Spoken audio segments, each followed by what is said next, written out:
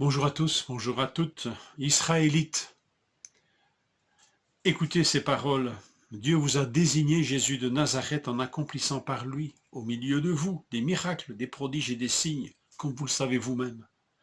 Cet homme vous a été livré selon le projet défini et la prescience de Dieu.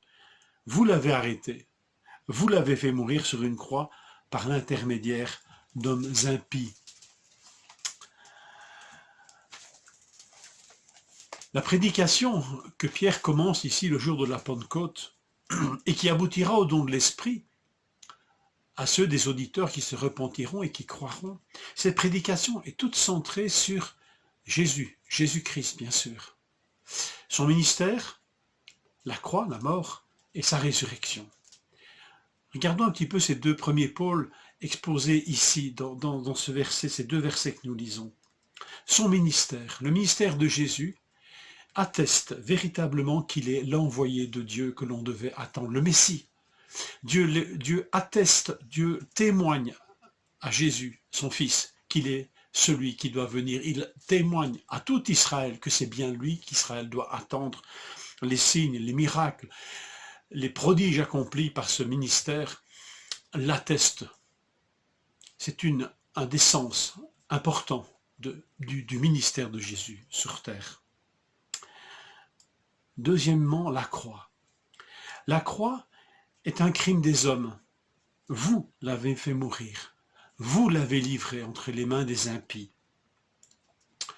Mais la croix est d'abord dans ce verset, plan de Dieu, dessein de Dieu, qui dépendent aussi de sa prescience, de sa sagesse éternelle.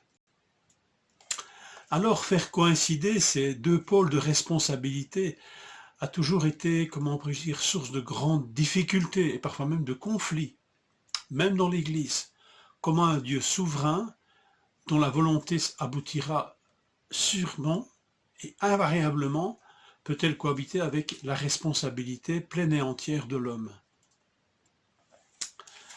Alors, je ne vais pas ici philosopher ni théologiser, je ne sais pas, j'en ai sans doute pas les moyens, mais j'aimerais vous partager quelques réflexions que le texte soulève, que le texte m'inspire, pardon. D'abord, la souveraineté de Dieu ne déresponsabilise pas les hommes. Le texte ne dit pas donc c'est pas de votre faute. Nous ne sommes donc pas des marionnettes irresponsables. Nous devons sortir de cette caricature. L'homme, qu'il soit chrétien ou pas, n'est pas une marionnette irresponsable entre les mains d'une souveraineté divine aveugle. La volonté des hommes n'échappe pas à la souveraineté de Dieu. Les hommes n'ont jamais le dernier mot. Et ici, c'est le cas. Le fait qu'ils aient mis le Fils de Dieu à mort n'a pas été le dernier mot de l'histoire.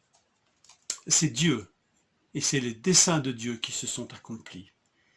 Alors, craignons qui nous devons craindre, accordons du respect et du poids à celui qui a réellement du poids, c'est-à-dire Dieu, et pas à l'homme, envers qui parfois nous sommes souvent très tremblants, devant qui nous sommes souvent très tremblants. Je constate que la responsabilité des hommes peut conduire au meurtre, mais que la souveraineté de Dieu conduit à la vie, même au travers de la mort. Mais la mort n'a pas non plus le dernier mot. Et devant cette souveraineté de Dieu, mystérieuse,